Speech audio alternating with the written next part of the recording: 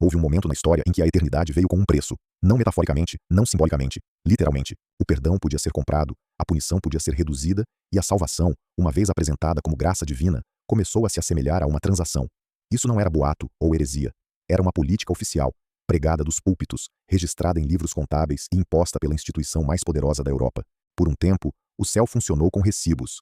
Isso não era um abuso marginal da fé. Era um sistema cuidadosamente construído, amplamente aceito e extraordinariamente lucrativo. Se houvesse alguma prova de que os mercados podem invadir qualquer coisa, até mesmo a vida após a morte, esta seria: nada representa a verdade eterna como a precificação variável. Bem-vindo ao historiador financeiro, onde dinheiro, poder e história colidem, e nada é tão simples quanto parece. Para entender como as indulgências se tornaram um mercado, é preciso primeiro compreender a posição que a Igreja medieval ocupava na Europa. Não se tratava apenas de um corpo religioso. Era uma estrutura de poder transnacional, operando em reinos fragmentados, estados fracos, em constante guerra. Reis surgiram e desapareceram, fronteiras mudaram, mas a Igreja permaneceu. Ela possuía vastas extensões de terra, administrava tribunais, educava as elites, registrava nascimentos e mortes, e o mais importante, reivindicava a autoridade moral sobre cada alma. Essa autoridade era poderosa, mas também complexa. A Igreja era muitas coisas ao mesmo tempo. Era um guia espiritual, uma força política, uma instituição legal, e, em muitos lugares, a única rede de segurança. As pessoas tinham. Os mosteiros alimentavam os pobres, abrigavam viajantes, cuidavam dos doentes e apoiavam viúvas e órfãos. Muito antes de existirem os modernos estados de bem-estar social, as instituições religiosas absorviam custos sociais que ninguém mais poderia.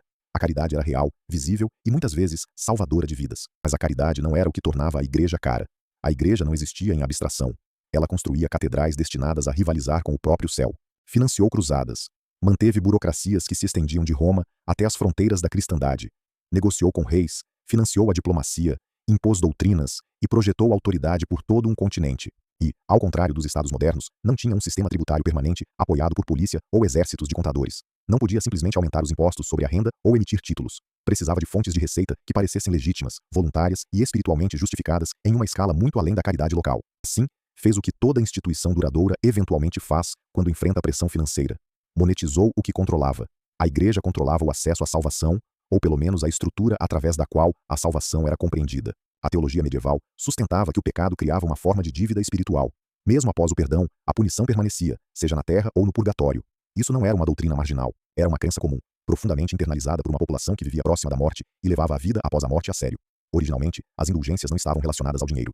Elas estavam ligadas a atos de devoção, peregrinações, orações, obras de caridade.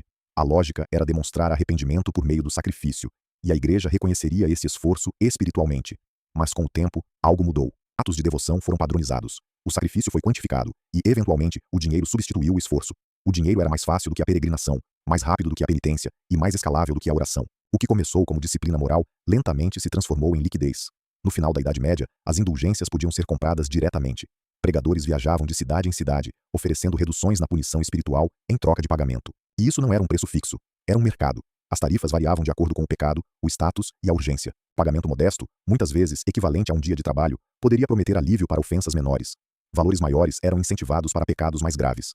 A absolvição mais rápida, ou indulgências, se aplicavam às almas de entes queridos, que já se acreditava estarem sofrendo no purgatório. Compradores mais ricos foram incentivados a dar mais, não porque a graça custasse mais, mas porque podiam arcar com isso. Em termos modernos, era segmentação de mercado. Séculos antes da expressão existir, a mensagem era clara e emocional. Por que sofrer no purgatório quando o alívio estava disponível agora? Por que deixar pais, cônjuges ou filhos presos no além, quando uma contribuição poderia ajudá-los a ascender? A oferta não era apresentada como ganância. Foi apresentado como misericórdia. O medo, convenientemente precificado, tornou-se uma fonte de receita, e esse sistema se expandiu com notável eficiência. As indulgências não precisavam de um mecanismo de aplicação além da crença. Não havia necessidade de verificar resultados, nem como auditar a vida após a morte. A confiança fazia todo o trabalho. A Igreja não precisava perseguir devedores ou ameaçar punições. As pessoas se alinharam voluntariamente, movidas pela culpa, ansiedade e esperança.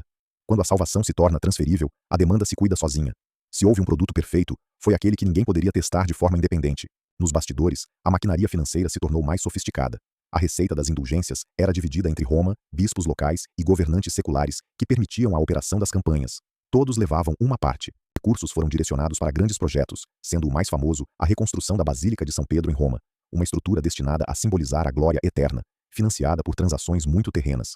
E é aqui que o sistema cruzou uma linha perigosa, pois as indulgências deixaram de parecer uma orientação espiritual e passaram a parecer vendas. Os preços se tornaram explícitos. O marketing se tornou agressivo. Pregadores como Johann Tetzel aperfeiçoaram a abordagem, prometendo alívio imediato com slogans ensaiados e uma certeza emocional. Quanto mais vívida era a descrição do pecado, mais urgente era o pagamento que se seguia. Uma linha famosa capturou o espírito. Assim que a moeda no cofre tilinta, a alma do purgatório se levanta. Nada expressa mistério eterno como um gingado. Quando o perdão se torna escalável, o abuso se torna inevitável.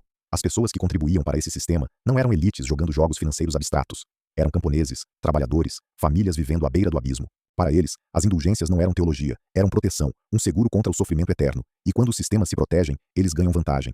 Mas também assumem riscos. Porque uma vez que a crença começa a se comportar como um mercado, as pessoas começam a notar os preços. Elas começam a comparar, começam a questionar, começam a perguntar se a graça deve flutuar com a renda. E, silenciosamente, quase de forma invisível a princípio, a confiança começa a se desgastar. Não porque as pessoas perderam a fé em Deus, mas porque começaram a suspeitar da instituição que gerenciava o acesso a ele. A igreja havia resolvido seu problema financeiro, mas criou algo muito mais perigoso, um desequilíbrio moral que o dinheiro não poderia corrigir. Uma vez que a igreja transformou a salvação em uma transação, ela não colapsou imediatamente. Por um tempo, o sistema funcionou exatamente como pretendido. O dinheiro fluía, projetos eram financiados, a autoridade parecia intacta. A maioria das pessoas não desafiava a ideia das indulgências de forma direta, porque sistemas de crença não se desmoronam da noite para o dia. Eles se fragmentam lentamente nos pontos onde a experiência vivida colide com a contradição. O problema não era apenas teológico, mas estrutural. As indulgências criaram um mercado onde a desigualdade não era mais apenas social ou econômica, mas eterna.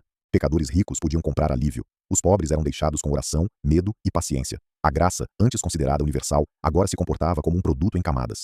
E os mercados são muito bons em revelar verdades desconfortáveis. Uma vez que a precificação existe, a comparação comum se segue.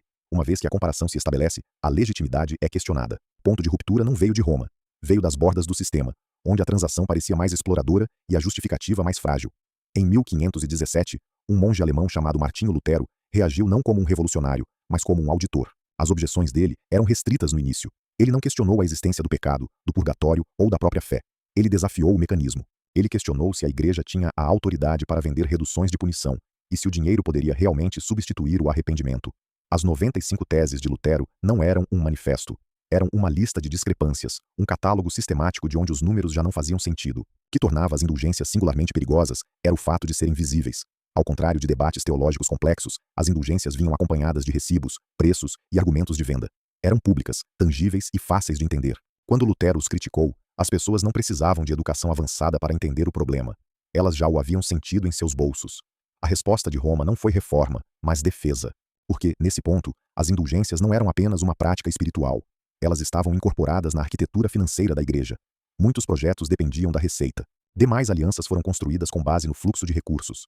Muitos interesses poderosos se beneficiaram de manter o sistema intacto. Admitir um erro não era apenas um risco moral. Era uma catástrofe para o balanço patrimonial. Sim, a instituição insistiu. E essa decisão mudou a Europa. Uma vez que a crença se fragmentou, não pôde ser contida. As imprensas ampliaram a crítica falsa mais rapidamente do que a autoridade conseguia reprimi-la. Os governantes locais, já ressentidos com a influência papal e ansiosos para manter a riqueza dentro de seus territórios, encontraram vantagem política em se romper com Roma. O que começou como uma disputa sobre indulgências tornou-se uma reordenação completa do poder. A reforma não foi apenas um cisma religioso, mas também financeiro. O dinheiro deixou de fluir para Roma. Terras foram confiscadas, os bens da igreja foram redistribuídos. Novas instituições surgiram, alinhadas com a autoridade local, em vez de um controle moral centralizado. A fé se descentralizou, a autoridade se fragmentou e o monopólio sobre a salvação entrou em colapso. As indulgências não desapareceram porque eram imorais. Eles desapareceram porque não conseguiram manter a confiança. Assim que as pessoas pararam de acreditar que o sistema era justo, seu modelo de receita entrou em colapso. E quando um sistema monetiza a crença, a confiança é o único ativo que realmente importa. É aqui que a história deixa de ser sobre o cristianismo medieval e começa a se tornar desconfortavelmente moderna. Porque as indulgências não eram únicas. Elas foram um exemplo inicial de algo que vemos repetidamente. Instituições que vendem alívio em vez de resolver problemas subjacentes, monetizando o medo em vez de reduzi-lo, oferecendo absolvição simbólica em vez de mudança estrutural. Quando a ansiedade se torna lucrativa, há pouco incentivo para eliminar sua fonte. Hoje, a salvação não é vendida nas igrejas, mas a segurança é vendida em todo lugar. Taxas de conformidade, conveniência, prêmios, consumo baseado na culpa. Produtos financeiros projetados não para construir riqueza real, mas para aliviar o desconforto psicológico. Sistemas que cobram pela permissão de se sentir seguro, responsável ou protegido. A linguagem mudou. Os incentivos não. Quando as instituições precificam o alívio, elas criam dependência. Quando criam dependência, ganham poder. E quando o poder substitui a legitimidade, a estabilidade se torna temporária. A crise da indulgência ensina uma lição que se estende muito além da religião. Os mercados são ferramentas poderosas, mas são instrumentos imprecisos. Eles alocam recursos de forma eficiente, mas não compreendem o significado. Quando os mercados invadem espaços construídos sobre confiança, identidade ou moralidade, eles não apenas extraem valor, mas também remodelam comportamentos. A fé se tornou transacional. A autoridade se tornou condicional. E uma vez que isso aconteceu, o sistema não pôde ser consertado com uma comunicação melhor ou uma aplicação mais rigorosa. O dano não era procedural, era filosófico. A igreja tentou resolver o problema banindo abusos, esclarecendo a doutrina e reformando práticas. Mas, nesse ponto, a percepção central já havia se espalhado. Se a salvação pudesse ser precificada, poderia ser questionada. E, uma vez questionada, não poderia mais exigir obediência inquestionável. Essa é a verdade mais profunda que as indulgências deixam para trás. O poder depende mais da legitimidade do que da força. O dinheiro pode amplificar a autoridade, mas não pode substituí-la. Quando as instituições trocam confiança por liquidez, elas ganham estabilidade a curto prazo e fragilidade a longo prazo. Quando os sistemas de crenças se fragmentam, eles não colapsam de maneira ordenada. Eles se estilhaçam, evoluem e remodelam o mundo de maneiras imprevisíveis. A Europa não apenas mudou sua teologia após as indulgências, mudou sua relação com a autoridade, a responsabilidade e a consciência individual. Os efeitos colaterais alcançaram a política, as finanças e, por fim, o próprio Estado moderno. A salvação tornou-se pessoal, o poder passou a ser contestado e o dinheiro perdeu sua reivindicação ao sagrado. A história não se repete, mas deixa padrões para trás. Sempre que uma instituição vende alívio moral, em vez de conquistar confiança, corre o risco do mesmo destino. Quando a segurança é cobrada, a desigualdade vem a seguir. Quando a crença se torna um mercado, a legitimidade se torna frágil. E quando a legitimidade se quebra, nenhuma quantia de receita pode comprá-la de volta. A crise da indulgência não se tratava do céu. Era sobre o que acontece quando o dinheiro entra em lugares que nunca deveria dominar. Se isso te deu uma nova perspectiva, inscreva-se. A história tem as respostas. Eu vou te mostrar onde olhar.